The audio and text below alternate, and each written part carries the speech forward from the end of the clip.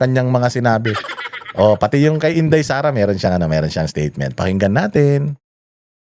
Po a reaction from the palace regarding the statement of VP Sara Duterte in an interview yesterday sa Digos City where she stated, and I quote, "Marami siyang kakulangan bilang presidente, hindi lamang sa pagbibigay ng simpatya at empathy sa ating mga kababayan. More than that ay yung problema at eskandalo sa paggamit ng pera ng bayan." Salamat po. Okay. Nakakuha po ako ng transcript niyan.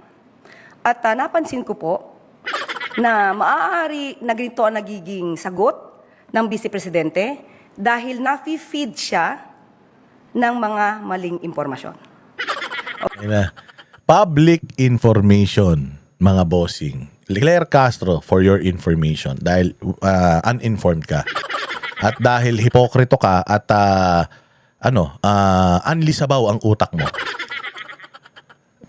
Public knowledge po yung gera na nangyayari sa ibang bansa. And public knowledge po.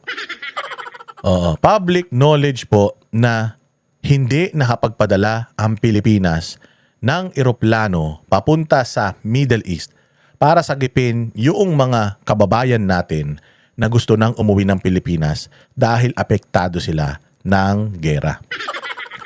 Public knowledge po yan. Alam ng taong bayan yan, ma'am.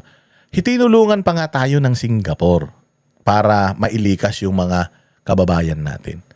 Hanggang ngayon, wala pa rin tayong from our initiative na pumunta ro. Na kumalat sa social media yung video nung OWA o DMW ba yan? O embassy dyan sa Bahrain. Tinataboy yung mga Pilipino at sinasabihan silang walang pera. Sabi nung Pilipinas, walang pera, umalis na kayo. Wala na, kahit magsumbong pa kayo kanino. Kita naman ng taong bayan yan. Nakikita ng taong bayan, galit yung mga OFW. Sino dito mga OFW na galit sa administrasyon? Ilagay nyo dyan sa comment section. Lagay nyo, ako, tagasan kayo. Ako, Bahrain. Ako, Dubai. Ako, Jordan. Ilagay ninyo para makita nitong tanga na to. Na talagang alam ng mga Pilipino na hindi talaga naasikaso yung mga kababayan natin dyan. Walang contingency plan si Bongbong Marcos dito sa nangyaring itong gulo na to dyan sa Middle East. Wala. Mas planado pa nila yung pagpapa-impeach kay VP Sara. Mas planado pa nila yan. Pero dito sa mga sitwasyon, dito sa sa mga nangyayari sa gera, wala. Pagtaas ng presyo ng gasolina, ng bilihin, lahat dito, enerhiya, kuryente, tubig, wala yan. Galit ang mga Pilipino. Ngayon, dyan sa OFW na lang tayo. Galit ang mga OFW. Ilagay nyo dyan sa comment section para malaman itong ulo na to. Alam ng mga ng mga Pilipino yan. So, imposible naman na alam ko. Normal na tao lang ako. Si VP Sara Duterte, hindi niya alam. Taga-gobyerno yan. Meron siyang research team. Meron siyang mga tao sa opisina niya that informs her or ini-inform siya sa mga issues at nangyayari sa bayang Pilipinas. Hindi naman bulag si Inday Sara, umiikot yan sa buong Pilipinas para alamin ang kalagayan ng mga kababayan natin. Paano mo sasabihin na finid siya ng wrong information? Tanga talaga to eh. Ikaw ang finifeed mo yung tao ng wrong information. Kahit naghihirap na tayo, sinasabi mo, Bongbong Marcos is still in control. In control, tumutulo nga isipon, wala siyang control eh. Yung nguso nga niya, nguya ng nguya kahit wala naman siyang bubble gum eh. Nagsasasabi mo. Okay, may isang reporter, hindi po natin alam kung sino, ang tanong ganito, and I quote, "Ma'am, ang mga OFW, masamang-masama ang loob kay PBBM lalo't hindi niya sinalubong sa airport yung mga na-repatriate nating mga kababayan." Isa pa yun, bakit hindi sinalubong ni Bongbong yung mga kung talagang importante kay Bongbong Marcos, itong mga OFW natin, sinalubong man lang sana sila.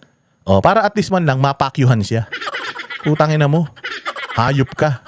Kinakawawa mo kami. Hindi siya nagpunta ron kasi alam niya na hindi natutuwa sa kanya yung mga OFW. Kanina nga nandiyan siya sa bigayan ng ayuda kasi tuwan-tuwa yung mga tao dyan, bigayan ng ayuda Alam niya, hindi siya tatadyakan ng mga tao dyan. Kasi pag tinadyakan mo siya, hindi ka makakatanggap ng ayuda.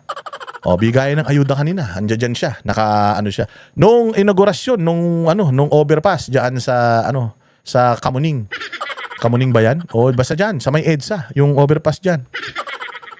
Walang hiya. Sabi nga daw, yung kontrata na yan, dapat daw may escalator. Wala naman daw escalator yan. Nagpunta siya dun.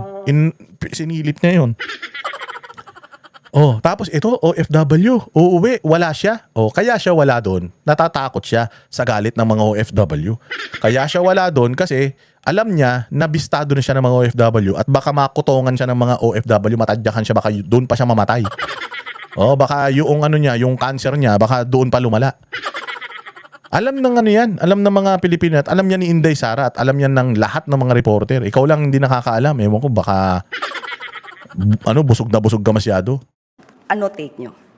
Unang-una, dapat ang reporter, alam kong hindi kayo parte doon, dapat pag nagtanong sa kanilang ini-interview, ay mayroong facts, mayroong resibo. Katulad ng sinabing masamang-masama ang loob kay PBBM dahil hindi sinalubong sa airport, saan nanggaling ang kwento na yon? Sa kanila mismo. Sa taong bayan mismo, sa mga nagko-comment sa social media, sa mga gumagamit ng social media. Hindi mo alam, Claire? Bobo ka lang, kaya hindi mo alam. O mahirap yung bobo ka talaga, tapos nagtatanga-tangahan ka pa. So, ngayon, dahil mali na yung premise, sumagot ang Vice Presidente. Ang sabi niya, nakikiisa tayo sa pinagdadaanan ng karamihan nating mga kababayan sa overseas. At yon, nabanggit mo nga, marami siyang kakulangan bilang presidente. Kaya tuloy nasasabi nating nagiging source of fake news ang Vice Presidente dahil pinagmumulan din. Yan, so sinisipa media. Sinisipa yung media. Actually, yung media na nagtanong na yun, taga-SMNI yun, di mo pa sabihin. Pati ba naman tanong ng SMNI, bawal pa rin sa inyo? Ano ba naman yan? Lahat na lang pinagbawal nyo. Hindi kayo bawal magnakaw. Hindi kayo bawal magsinungaling. Hindi kayo bawal mang-alipusta, abuso ng mga Pilipino. Pero lahat ng gagawin ng pati ba naman yung mga pagtatanong ng mga reporter bawal sa inyo. Kaya daw nagiging source si Inday Sara ng fake news. Hindi naman sasagot si Inday Sara kung hindi niya alam yung tanong. O yung sagot doon sa tanong. Tinanong siya. Kaya nga, di ba, natatandaan nyo, pag may tinatanong kay Inday Sara, sinasabi niya na, hindi ko masasagot yan kasi wala naman akong information tungkol dyan eh. Hindi ko masasagot yan kasi hindi ko pa naman narinig yung sinabi. Hindi ko masasagot yan kasi ganito, kasi ganyan.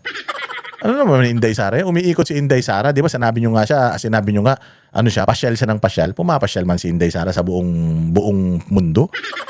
Oo, naikot na niya ng lahat ng may mga Filipino community sa buong Middle East.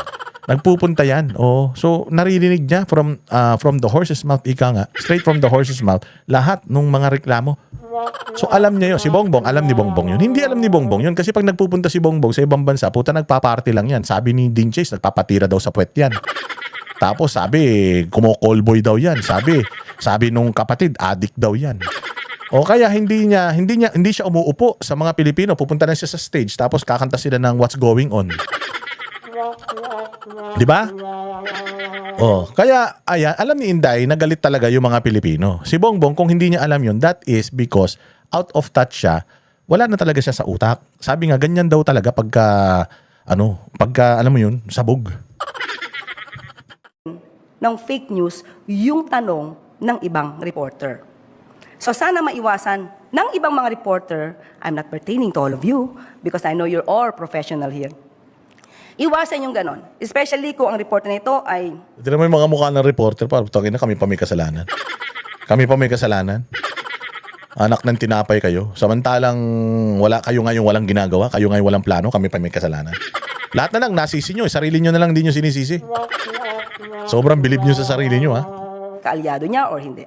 Mas maganda na maging neutral sa pagtatanong para makapagbigay naman ng matalinong sagot ang ating Vice Presidente. Now, patungkol sa maraming kakulangan ng Pangulo.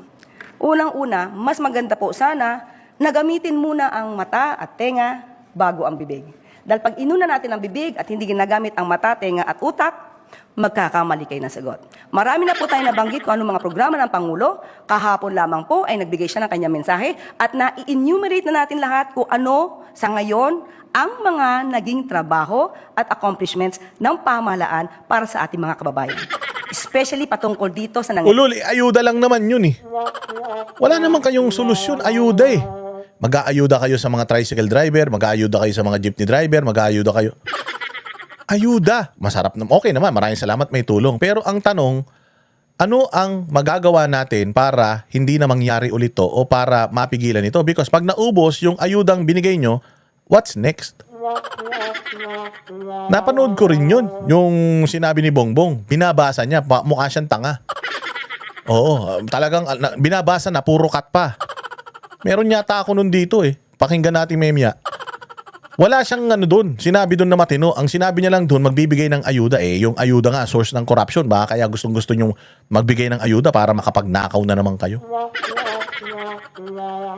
Di ba? O, napanood nyo ba yon yung speech ni Bongbong na yon? Eh, puro, ano naman yun? Puros kagaguhan naman yung ano na yan, yung pinagsasasabi niya dyan.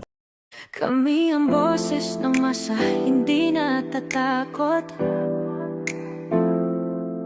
Katotohanan lang, di kami nalulunod. Walang bahid ng sismis, lahat ay totoo.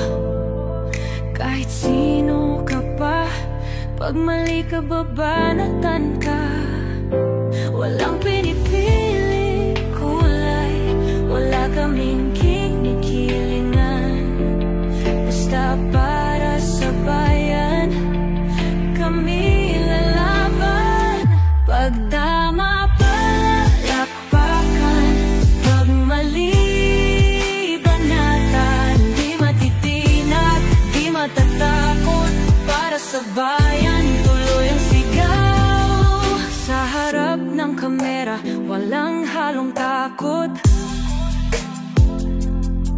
Mga baluktot, lahat kayo'y tutumba.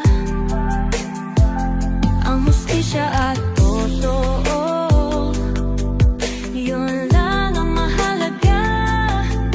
Kahit sinong harang, di kami matitinag. Walang pinipiling kulay, wala kaming kinikilingan.